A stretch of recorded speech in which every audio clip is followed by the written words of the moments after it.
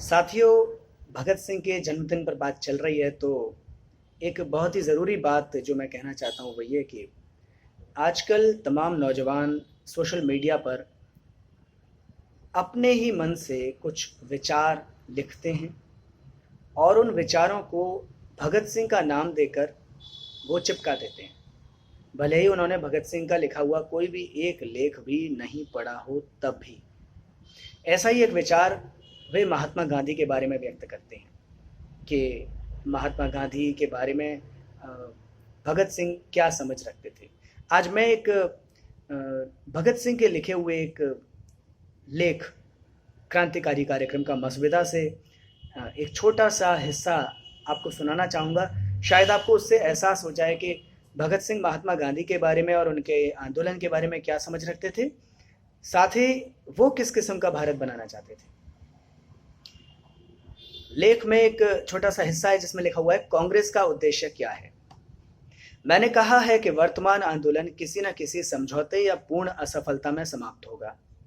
मैंने ये इसलिए कहा है क्योंकि मेरी राय में इस समय वास्तविक क्रांतिकारी ताकतें मैदान में नहीं हैं। यह संघर्ष मध्यवर्गीय दुकानदारों और चंद पूंजीपतियों के बलबूते किया जा रहा है। ये दोनों वर्ग, विशेषतः पूंजीपति, अपनी संपत्ति या मिल्कियत खतरे में डालने की जरूरत नहीं कर सकते।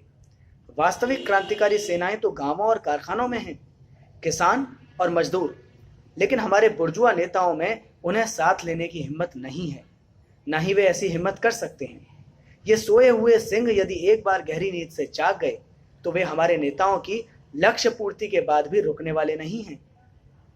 1920 में अहमदाबाद के मजदूरों के साथ अपने प्रथम अनुभव के बाद महात्मा गांधी ने कहा था कि हमें मजदूरों के साथ सांठगांठ नहीं करना चाहिए। कारखानों के सर्वहारा वर्ग का राजनीतिक हितों के लिए इस्तेमाल करना खतरनाक है।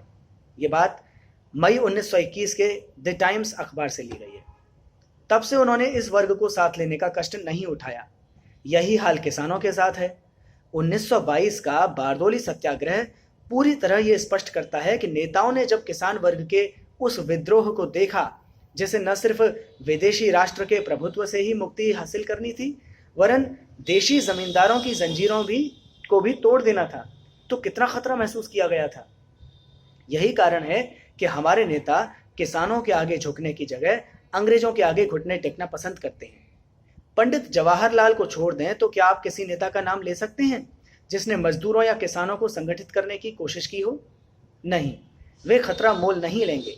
यही तो उनमें कमी है। इसलिए मैं कहता हूं कि वे संपूर्ण आजादी नहीं चाहते। आर्थिक और प्रशासकीय दबाव डालकर वे चंद और सुधार, यानी भारतीय पूंजीपतियों के लिए चंद और रियायतें हासिल करना चाहेंगे। इसीलिए मैं कहता हूं कि इस आंदोलन का बेड़ा तो डूबेगा ही, शायद किसी न किसी समझौते या किसी ऐसी चीज के बिना ही। नवयुवक कार्यकर्ता जो पूरी तनदेही से इंकलाब जिंदाबाद के नारे लगाते हैं, स्वयं पूरी तरह संगठित नहीं हैं और अपना आंदोलन आगे ले जाने की ताकत नहीं रखते हैं। वास्तव में पंडित मोतीलाल नेहरू के सिवाय हमारे बड़े नेता कोई जिम्मेदारी नहीं लेना चाहते। यही कारण है कि वे हर बार गांधी के आगे बिना शर्त घुटने टेक देते हैं। अलग राय होने पर भी वे पूरे जोर से विरोध नहीं करते और गांधी के कारण प्रस्ताव पास कर दिए जाते हैं। ऐसी परिस्थितियों में क्रांति के प्रति पूरी संजीदगी रखने वाले नौजवान कार्यकर्ताओं को मैं चेतावनी देना चाहता हूं कि कठिन समय आ रहा है। वे चौकस रहें, हिम्मत ना हारें और उलझनों में ना फंसें। महान गांधी के 2 संघर्षों के अनुभवों के बाद हम आज की परिस्थिति व भविष्य के कार्यक्रम के बारे में स्पष्ट राय बना सकते हैं। अब मैं बिल्कुल सादे ढंग से यह केस बताता हूं। आप इंकलाब जिंदाबाद का नारा लगाते हो। मैं ये मानकर चलता हूं कि आप इसका मतलब समझते हो।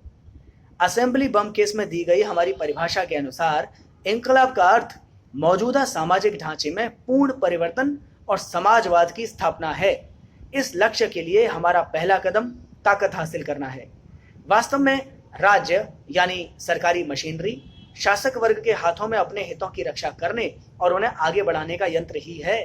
हम इस यंत्र को छीनकर अपने आदर्शों की पूर्ति के लिए इस्तेमाल करना चाहते हैं। हमारा आदर्श है नए ढंग से सामाजिक संरचना, यानी मार्क्सवादी ढंग से। शुक्रिया।